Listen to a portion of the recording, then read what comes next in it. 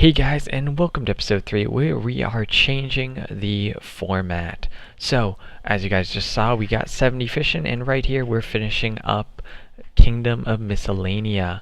Now, as for what I just said about the format switch, we are not going to do live commentary an episode a week. We are moving towards post-commentary, something that can be a little bit more fluid. I can stop starting each clip being like, and now, and hey guys, and stuff, and things, and whatever. That just makes it like sound less fluid. I want the post commentary to be what comes out to be more fluid and everything. So there is Deadliest Catch done. Really great for our goal towards Branches of Darkmire, meaning we can start woodcutting teaks. We are missing one more thing we want to do for that though. And that's where we're going to start off. So the clips are going to roll by. You guys can see what I'm doing, what's going on there. I'll talk a few points during this episode about some specific things. This episode, just to give you guys a heads up, because I have decided this as I started editing episode 3, and I edit about 3 days after the week is done. My past weeks had finished on Monday nights, so I'd usually edit either Wednesday or Thursday and upload for the Friday. So I'm like over a week past a lot of these clips, and that's just like an idea of where, gotta think of where I'm at in my head while I'm like doing this. So this episode is about 6 days long. It leads up right before Menaphos. Next episode we're gonna be going into Menaphos. So here you guys can see I just did a daily challenge, also really good for Darkmire, but the points I want to catch on today while this stuff rolls in the background. First, Kingdom, how we're going to be utilizing it, what we're going to be doing with it, how it's going to be going, that sort of stuff. So we're going to have 10 workers on woodcutting and 5 workers on mining. Woodcutting is very important for fletching, it's very important for fire making, it's very important for early farming. Efficiently, you should collect, if you're going to do woodcutting with 10 workers, you should collect every 25 days. This will give you 0.92 extra bird's nests per day, which turns out to an extra 23 bird's nests over a 25-day period.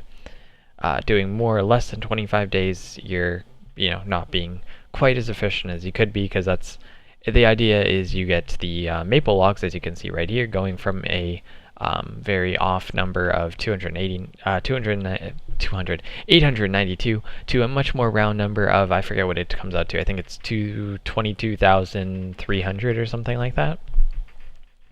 So that's the goal with that.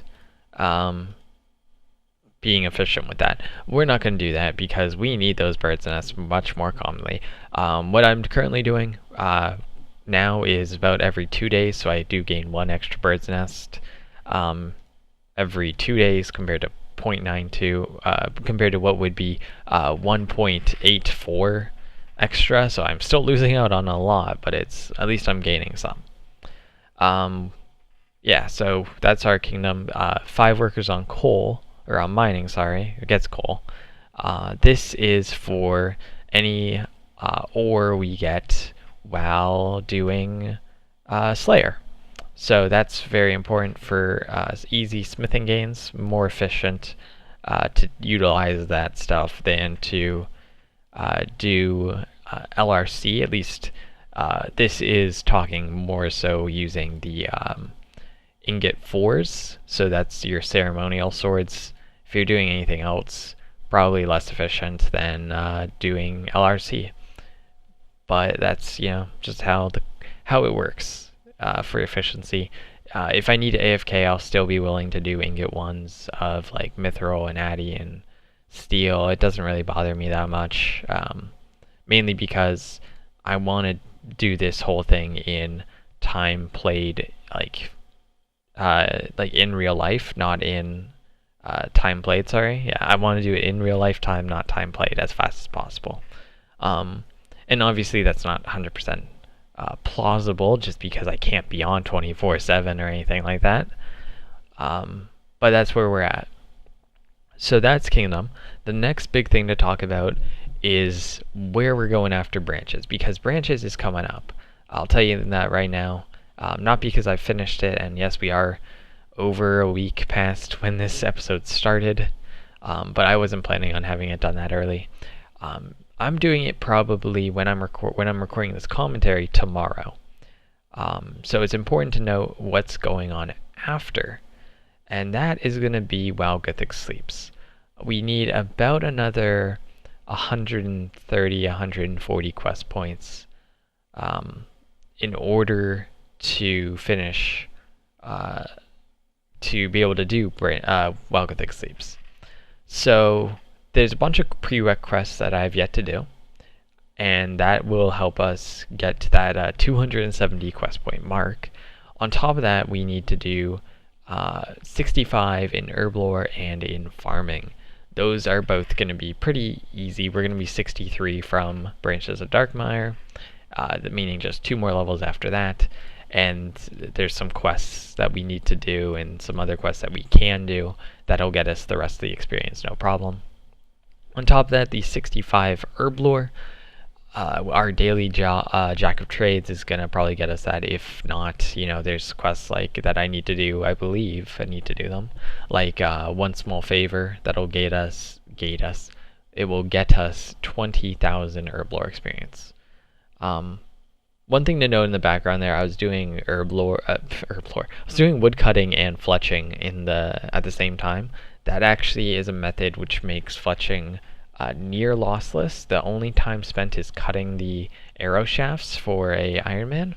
You can feather and place arrow tips on to create broad arrows while doing your woodcutting. I'm not doing it at the very moment. I'm actually woodcutting while talking through all this. There's ports unlocked, by the way. There's a few things I want to point out while I'm going through this, even though it doesn't really matter. You guys can just watch the clips and listen and stuff. But the reason I'm not doing it right now is because I'm actually working on my main on Menaphos. So I can't it's hard to be that click intense while also paying attention to what I'm doing on my main and all that sort of stuff, especially whenever I want to go do shifting tombs on it. Yeah, so you guys, eventually I'll try and catch back up to doing it like that, because it is lossless experience, near lossless again. And it actually fits perfectly within how much time not perfectly, it fits faster than how much time you have to spend doing woodcutting at Teaks. So it works out really well, so I should be doing it. I just have a little issue doing it currently. So while we're actually right here, I've talked about what the next goal is for questing. Now I can talk about what the next goal is, or how I'm doing Slayer. So as you guys can see, I'm here at Suoma. I'm actually leaving extra time for me to talk, although it makes the background footage very, very boring, I believe.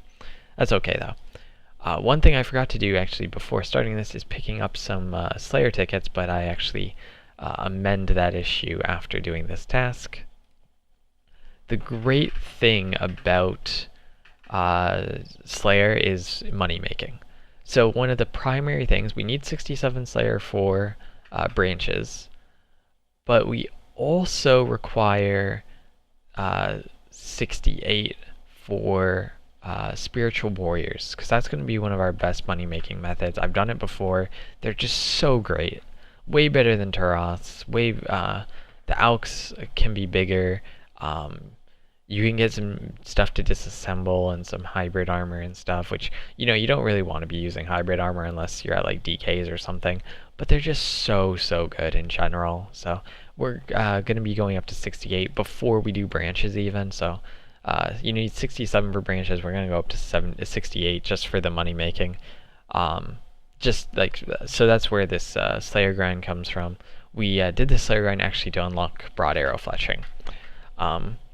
So I'm actually doing, I forgot how many tasks it took me. I think I finished at 22 tasks in a row, which means I did about 17 at Suoma. So that was really, really great. You guys can't really see here, but I did pick grotworms there, and right here I'm going to pick hellhounds. I wasn't thinking about doing post commentary, so I was talking and saying what I was going to pick, and I didn't actually click it on while recording. So that's no big deal. But we're coming up to the end of this episode. I'm gonna throw up. I haven't done this yet, even though I'm watching all the clips roll by. But I'm gonna throw up a comparison to where we were at last episode compared to where we're at the end of this episode. Because of how we're doing these episodes now, there's gonna be shorter time between episodes. The leveling difference is gonna get smaller. Also, it's harder to level now. Just like each episode, it's gonna be harder to level. So you're going to see less of a difference, but you guys will be seeing that on the screen here probably about now. In general, we gained quite a few. In fact, the picture I have isn't even from this episode. It's going to be from the end of next episode. Or sorry, from the end of tomorrow. So you're going to see stuff like a few mining levels in there that we're going to get at the start of next episode. But I'll try and get a better... a picture more accurate going forward. Yeah, so I hope you guys enjoyed the episode, and I'll catch you guys next time.